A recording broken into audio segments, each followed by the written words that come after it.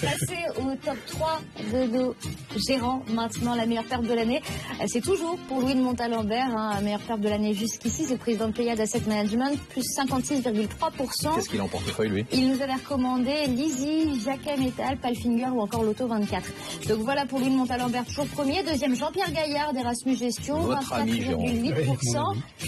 Thalès, Seb et Eiffage. Il résiste, le papy, là. Il veut pas lâcher. Alors, on lui dit ça à chaque fois, il lâche rien. Et le troisième, Christian Cambier, gérant de Focal, 24,6%. Il nous a recommandé EDF. C'est la revanche des papys. Air France ou encore Shangri-La. Il avait bien insisté sur Shangri-La, Christian Cambier. Voilà pour le top 3 des gérants. Jérôme, vous nous aviez conseillé GTT, ça marche très fort. On a gagné près de 27%, on garde. Oui, je pense qu'il peut y avoir une OPA par un constructeur de naval coréen. Oui. Vous avez une info d'initié? J'ai pas d'info d'initié, mais attendez, c'est bien, vous pouvez le prendre. Les menottes. Ça peut être une logique, oui. Et Figeac Aéro, pour l'instant, c'est moyen. C'est vrai que c'est moyen parce qu'il y a eu une très forte augmentation de capital, mais c'est pour se développer dans le futur. Donc on garde. Donc oui, tout à fait. Qu'est-ce qu'on achète? Alors moi aujourd'hui, j'achète. Je vais vous poser une question. Ah non, mais non, pas Quel est le pays qui avait en 95 10 000 skieurs et 9 stations et qui aujourd'hui a 9 millions de skieurs et 260 stations? La Chine. C'est la Chine, et donc en fait c'est dans le secteur du ski avec MND, Montagne, Neige, Développement. C'est une toute petite société qui a été créée en 2004 et qui en fait est leader mondial dans les installations de montagne, que ça soit la sécurité, que ça soit les canons à neige.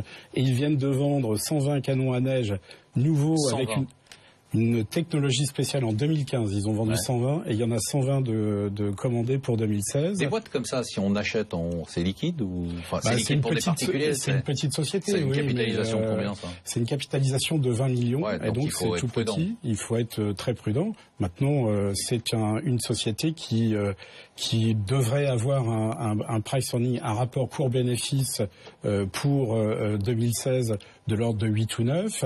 Et pour 2017, de l'ordre de 6 ou 7. Donc vous êtes confiant. Sur les valeurs moyennes en général, vous êtes confiant en ce moment ou pas? Ou vous dites faut faire attention? Quand vous regardez le consensus FactSet, pour ne pas le citer, sur le CAC Small, on serait à 64% de croissance des bénéfices pour 2016, et 29,5% pour 2017. Donc faut pas se faire de soucis pour l'instant. Si vous regardez la performance des valeurs moyennes ou des petites valeurs depuis un an, en 2015, ça n'a pas été toujours facile à certains moments, et donc il peut y avoir des rattrapages, oui. Alice, vous nous recommandez d'acheter Atos. Alors Alice, elle nous avait recommandé Reckitt Benckiser. Voilà. Et ça marche plutôt pas mal. Même ça a été rebaptisé RB, et ça marche bien. On garde ça. Ah oui, on garde et ça marche bien. Ils ont publié de très bons résultats. Et très bien. Allez, on garde. En hausse. Et donc aujourd'hui, maintenant, Atos, alors ex-Atos Origine, alors bon nombre d'entre nous connaissent, Atos, ils font donc une société française. C'est Thierry Breton que vous aimez bien. Ah, j'adore, évidemment, c'est pour ça, sinon je ne serais pas permis évidemment d'en parler. Les petits cheveux frisés, tout ça, ça vous... L'ancien ministre de l'économie. Exactement. Regardez, elle devient toute rouge. Ah, c'est ça, bah oui, c'est Thierry Breton, forcément. Alors que vous avez Christopher Dembick.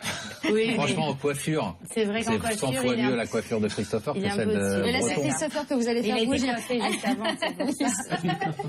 Atos, donc c'est de l'infogérance. Donc vous savez, c'est du service pour les entreprises plutôt informatiques avec deux types de services, qu'on appelle de l'infogérance et puis aussi tout ce qui est produit dans le cloud, des services. Bon. Et ce qui m'intéresse chez Atos, c'est que c'est une société qui est quand même moins valorisée que toutes les sociétés du secteur, à peu près 30% de moins de valorisation que les autres, mais surtout, c'est une société qui croît et qui croît historiquement plutôt d'une manière ils font des acquisitions partout dans le monde pour acheter des parts de marché parce que le marché de l'infogérance n'est pas un marché particulièrement en croissance. Donc pour gagner du terrain, il faut aller acheter des sociétés, ils savent très bien les intégrer. Mais surtout là, les chiffres qui ont été publiés en début de semaine d'Atos ont montré aussi qu'ils font de la croissance organique, c'est-à-dire qu'ils parviennent à développer leur propre business. Vous faites bien ça, Thierry Breton. Je pense qu'il pourrait presque vous engager. Écoutez, le message est Thierry, si tu nous entends. Le message n'est pas, Thierry, si tu nous entends. N'est pas ouvert. Bon, merci. Vous en avez Alors moi j'en ai pas. Nous on est sur du studio, vous m'avez dit c'est de la daube. Ça c'est une valeur que j'ai été visiter en 1983 et qui s'appelait la Cégine à cette époque-là et qui s'est développée. Et ils étaient sur le terrain en 1902 sur ce terrain-là, il y avait un moulin à blé. Vous vous rappelez, Jérôme, quand on se promenait là-bas en vélo? Merci à tous, merci d'être venus. Nous, on se retrouve dans quelques instants avec le patron des enfants de 6 à 11 ans, Marc de Pontavis, le patron de Xilam.